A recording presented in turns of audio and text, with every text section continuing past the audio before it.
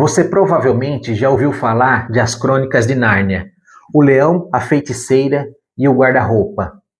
Mas talvez não tenha percebido também quantos detalhes profundos existem nessa história.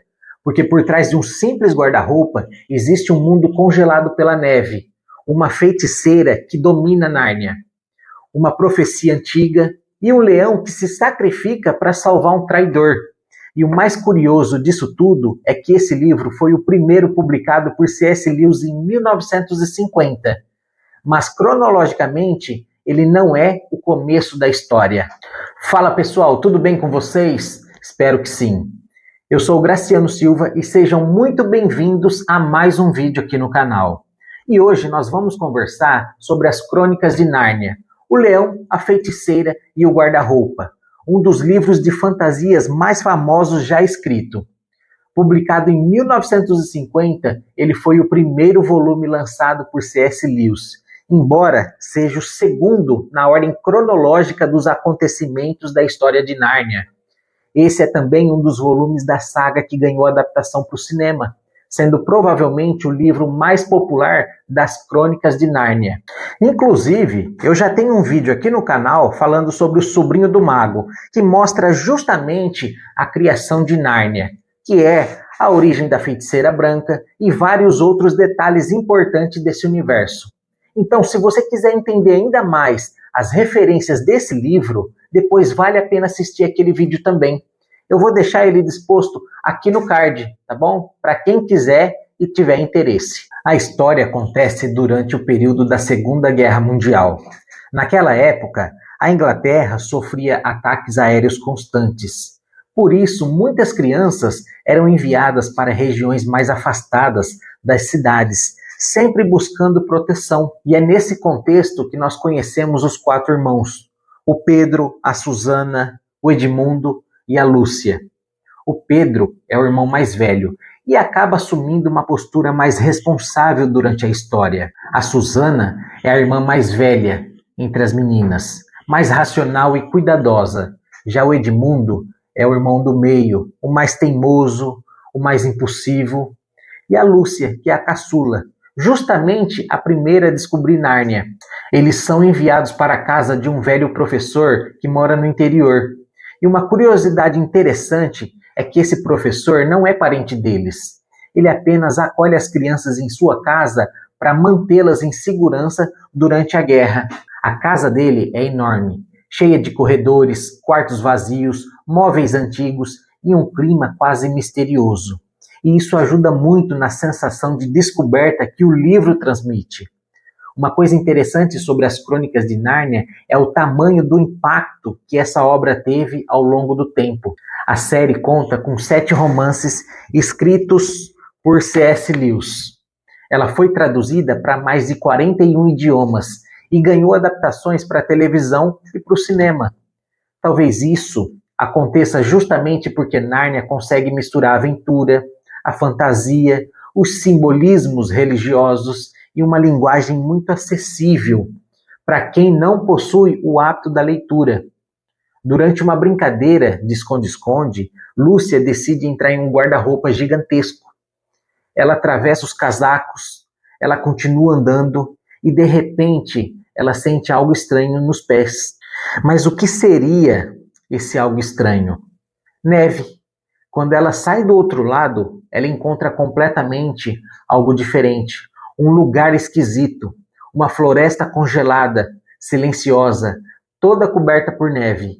E logo ali existe um detalhe muito marcante, que é um poste de luz no meio da floresta. E isso fica ainda mais interessante quando lembramos do Sobrinho do Mago, porque aquele poste é o mesmo poste arrancado nas ruas de Londres. Durante a confusão causada pela feiticeira no mundo humano, o poste acaba sendo levado para o nascimento de Nárnia.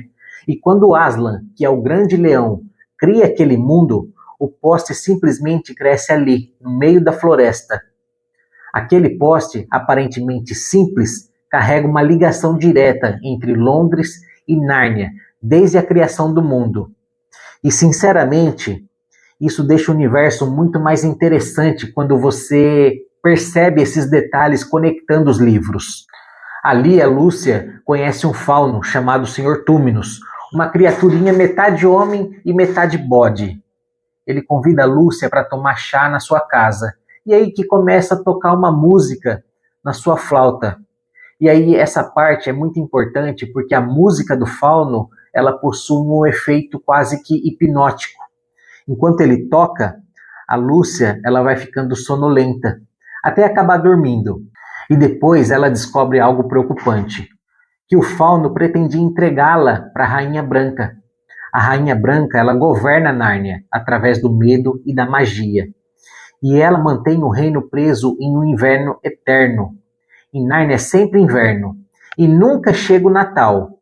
Agora, para quem conhece o sobrinho do mago, tudo indica que essa Rainha Branca seja Jades, a feiticeira apresentada no primeiro volume cronológico da saga. O fauno se arrepende do que fez e decide libertar a Lúcia. Só que quando a Lúcia retorna para o mundo real, ela acredita que passou horas em Nárnia. Mas os irmãos dizem que ela saiu e voltou quase no mesmo instante. Mas é claro que ninguém acredita nela. Até que certo dia, o Edmundo resolve seguir a menina. E ao atravessar o guarda-roupa, ele conhece justamente a Rainha Branca. Diferente de Lúcia, Edmundo é facilmente manipulado.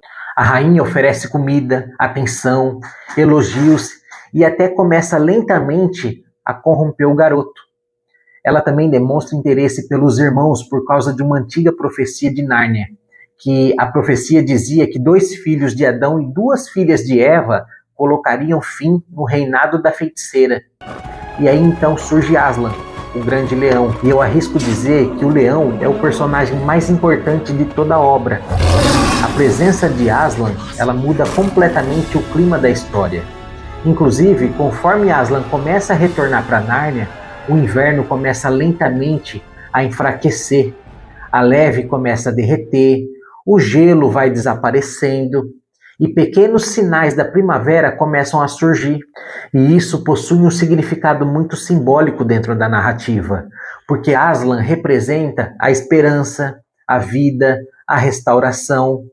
Só que antes disso acontecer completamente, o Edmundo ele trai os seus irmãos. E pelas leis antigas de Nárnia, todo traidor pertence à feiticeira branca. Ou seja, o Edmundo deveria morrer. Mas então acontece o momento mais importante do livro. O Aslan decide se sacrificar no lugar do Edmundo. E aqui, para quem conhece, fica impossível não perceber as referências bíblicas da história. Porque o Aslan, sendo inocente, ele escolhe morrer para salvar o culpado. E a feiticeira acredita que ela venceu. Ela mata Aslan sobre a mesa de pedra e pensa que tudo acabou ali.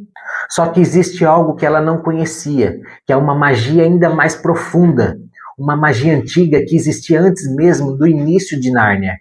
Depois de 3 dias, o Aslan ressuscita e explica que quando uma vítima inocente se sacrifica voluntariamente no lugar de um traidor, a própria morte começa a trabalhar ao contrário. E aí, depois da ressurreição de Aslan, o inverno começa a sumir. A neve desaparece por completo, o gelo derrete e a primavera começa a chegar em Nárnia. E, sinceramente, essa transformação do inverno para a primavera deixa a sensação de esperança muito mais forte dentro da história. E outro detalhe que eu gostei bastante é o tempo de Nárnia. As crianças passam anos vivendo naquele mundo. Elas crescem, elas amadurecem e acabam reinando como reis e rainha. Mas quando retornam para o mundo real, é como se nenhum segundo tivesse passado. E isso aumenta ainda mais a sensação mágica da narrativa. Além de todas as referências e simbolismos, o livro funciona muito bem como aventura.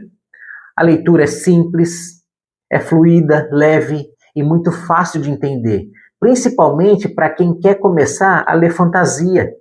As Crônicas de Nárnia, O Leão, a Feiticeira e o Guarda-Roupa não é apenas uma história infantil. O livro mistura fantasia, guerra, simbolismos, amadurecimento, magia e aventura de uma forma extremamente acessível. E talvez seja justamente por isso que essa história continua marcando tantas gerações até hoje. E se você gostou desse vídeo, já deixa o like, porque isso ajuda muito o canal.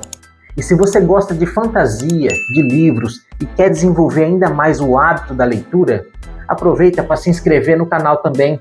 E me conta aqui embaixo nos comentários qual cena de Nárnia mais marcou você. Beleza, pessoal? Muito obrigado por ter assistido o vídeo até aqui. Até mais. Um abraço.